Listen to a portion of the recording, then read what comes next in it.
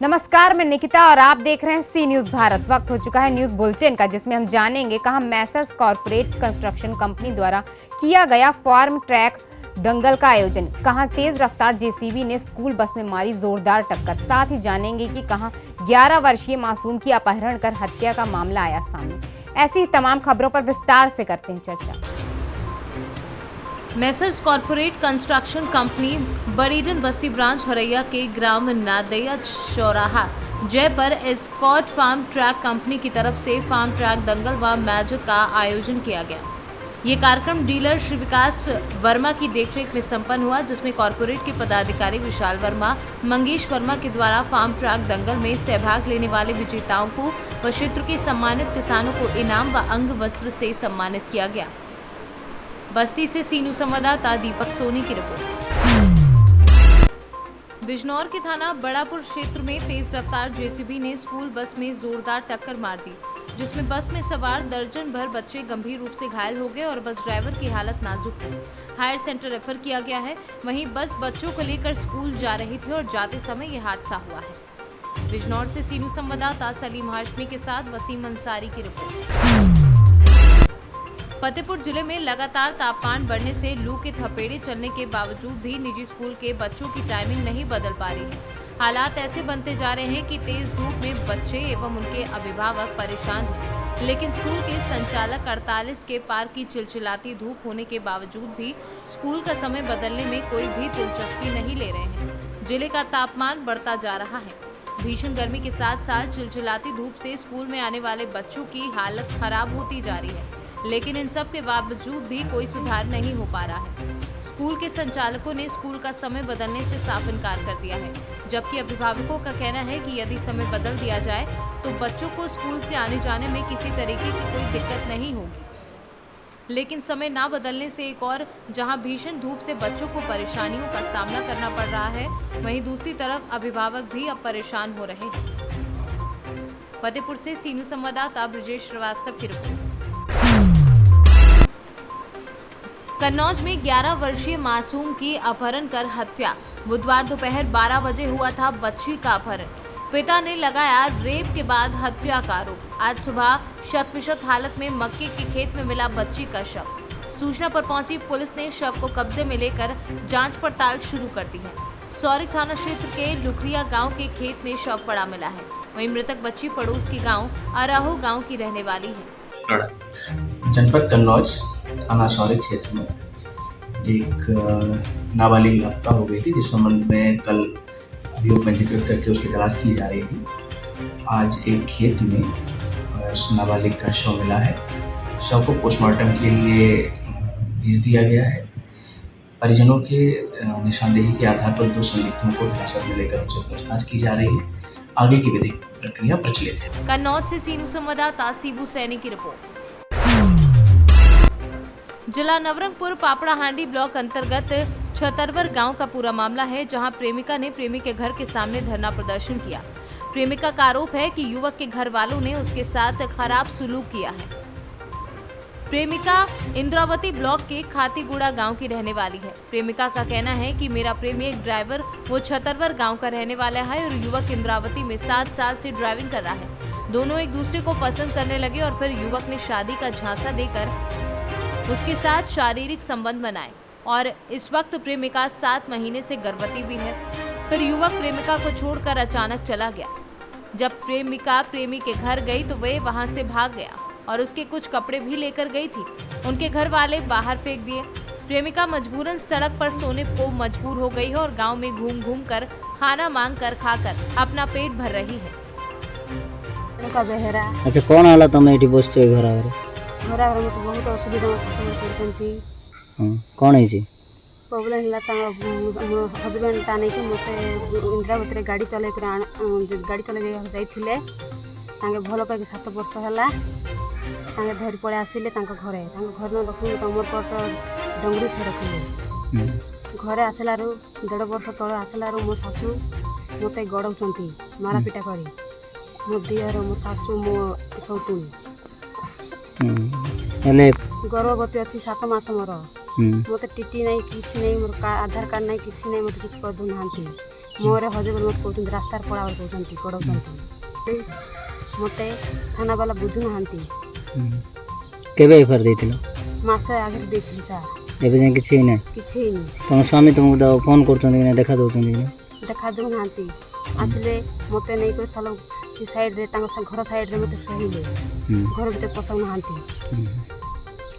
Code रोच कोन केंती करछ रास्तार मिसौची चारि पर चार भात तरकारी मांगे खाइला पर गाड़ी करछन अच्छा तुम्हें भी कौन करो बोलছো चाहूँ मो हजबैंड को मो पाखे रखी बोल चाहूँ अच्छा तुम्हें एमती केते दिन जान बस बोलছো है गोटे मसे खंडे नहीं एमती केते घरे स्वामी घरे सामना रे केते बसबी कौन कर सार मत मो शाशु ससुर बता ना मुझे रोसे कर खाइबी आ मो गर्भवती में इना कुआड़ जीवी तुम कौन प्रशासन पुलिस को कौन अनुरोध करो पुलिस को चाहूँ नहीं कि कथा बुझु ना बोल मु चाकरी ये कराइबी मो कथा कहले मत डाबू गाँ आश्रम रहा बोल कहते मो आश्रम पे आसती ना मो हजबैंड पे आसती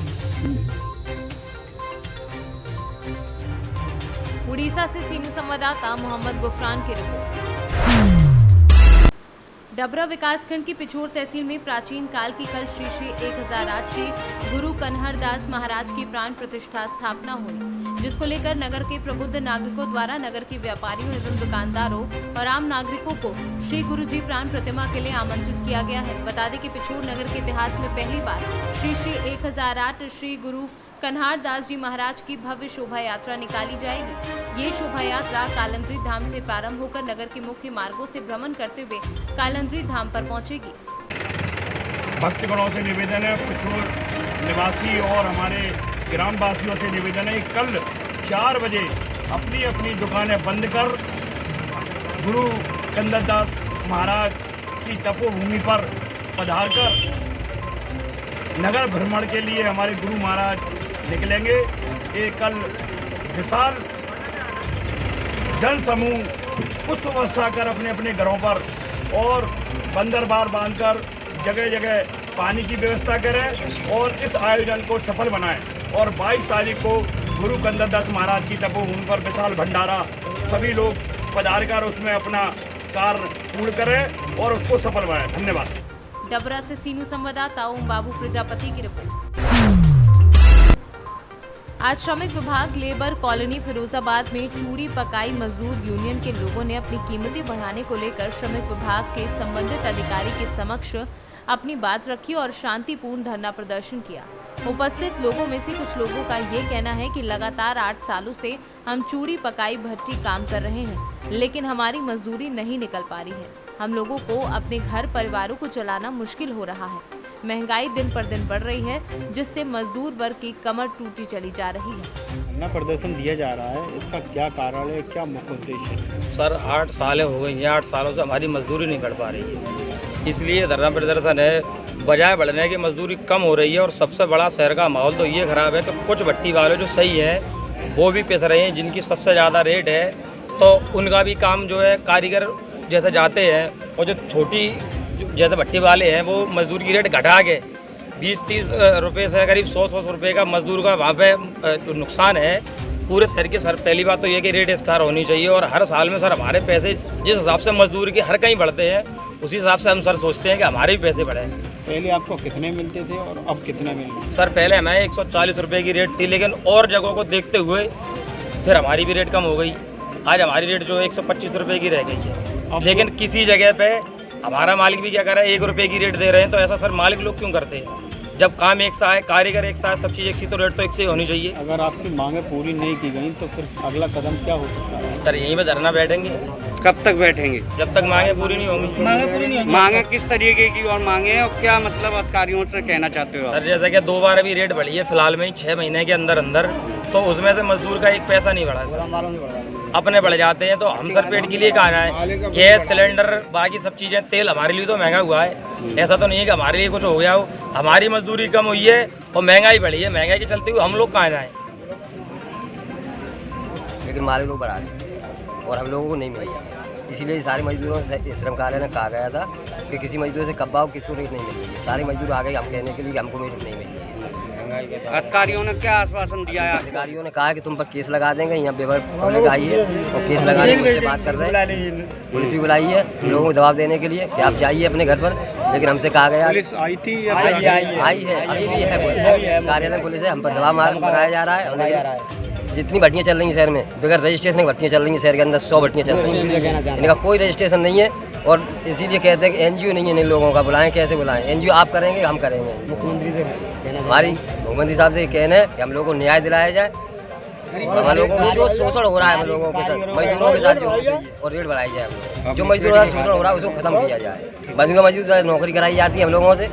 10-10 साल से एक मजदूर काम कर रहा है एक ही जगह पर और कोई सुविधा नहीं है पानी की न कोई किसी। फिरोजाबाद से सी न्यूज़ संवाददाता सन्नेश कुमार गुप्ता की रिपोर्ट। झांसी में आज प्रेमनगर थाना क्षेत्र के अंतर्गत नगरा गड़िया गांव की पुलिया पर नहर में एक व्यक्ति की लाश बहती दिखाई देने से दहशत फैल गई है। घटना की सूचना पुलिस को दी गई, जिस पर पुलिस मौके पर पहुंच गई। बताया गया है कि गड़िया गांव के पास से निकली नहर में बह रहे पानी के साथ आज एक व्यक्ति की लाश बहती दिखाई दी है। Bureau report C news. Baldevgarh अंतर्गत आने वाली शासकीय उचित मूल्य की दुकान आहार में बच्चों के खाद्यान्न वितरण में की जा रही गड़बड़ी। बता दें कि प्रधानमंत्री पोषण निर्माण योजना के तहत स्कूल में पढ़ने वाले बच्चों को मूंग के थैले वितरित किए जा रहे हैं, जिसमें आहार दुकान सेल्समैन प्रागीलाल वस्त्रकार की द्वारा काफी गड़बड़ी की जा रही है। वहीं कक्षा 1 से लेकर 5 तक के बच्चों को 10 किलो दी जानी थी, जिसमें सेल्समैन के द्वारा सिर्फ 9 किलो मूंग दी गई और कक्षा 5 से लेकर 8 तक के बच्चों को 15 किलो मूंग दी जानी थी, जिसमें सेल्समैन के द्वारा बच्चों को 13-14 किलो मूंग दी जा रही है। वहीं ग्रामीणों द्वारा सेल्समैन के ऊपर कार्यवाही की बात कही है और ग्रामीणों का ये भी कहना है कि हम लोगों को 2 माह से राशन भी नहीं मिला है और हम लोगों के फिंगर लगवा लिए जाते हैं। आहार की उचित मूल्य की दुकान पर बच्चों की मूंग कम दी जा रही है सेल्समैन के द्वारा। सर इसमें आप क्या कहेंगे? अभी आपसे सूचना मिली है और मैं अपने जेएसओ को बोला है जो जिन लोगों को भी कम मिली है तो उनको पूरी जो भी राशन है मूंग दाल है बच्चों को उनको दी जाए। शासन की सर्वोच्च प्राथमिकता का विषय है, इसमें कोई भी लापरवाही नहीं की जाएगी और यदि कोई दुकानदार विक्रेता या सोसाइटी जहाँ से भी ये लापरवाही हो रही है उसके विरुद्ध सख्त से सख्त कार्रवाई करेंगे नियमानुसार और सभी हितग्राहियों को उनके हक का राशन दिलवाएंगे। सर सेल्समैन के द्वारा कई लोगों के फिंगर पहले लगवा लिए जाते हैं, उसके बाद राशन लेने पहुंचते तो बोलते हैं कि ख़त्म हो गया है। फिंगर वाली यदि दिक्कत जैसे वृद्धों के केस में है तो उनके तो नॉमिनी बनवाए जा सकते हैं। जैसे आपने अभी सामने देखा एक माता जी आई थी तो उनके लिए राशन के लिए बोल दिया है जी और उनका नॉमिनी आज बन जाएगा, उनके लड़के का उन्होंने बोला है। और कोई यदि टीकमगढ़ से सी न्यूज़ संवाददाता राम सिंह यादव की रिपोर्ट। जनपद उन्नाव के अजगैन कोतवाली क्षेत्र के ग्राम भिखारी खेड़ा चोरी हुए जेवरात का हुआ खुलासा।